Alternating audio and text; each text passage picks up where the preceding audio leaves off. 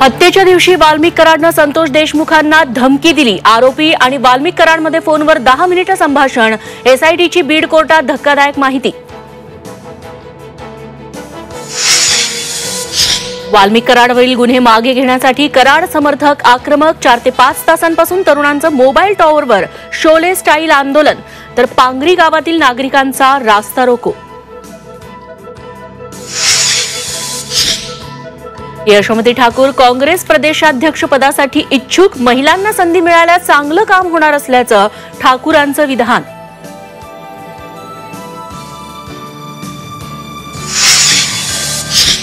आदित्य ठाकरेंना बाळासाहेब ठाकरे स्मारकाच्या अध्यक्षपदावरून हटवा, मंत्री संजय शिरसाटांची मागणी। तर डरपोक आणि पळून गेलेल्या लोकांचा स्मारकाशी काहीही संबंध नाही, आदित्य ठाकरेंचा टोला।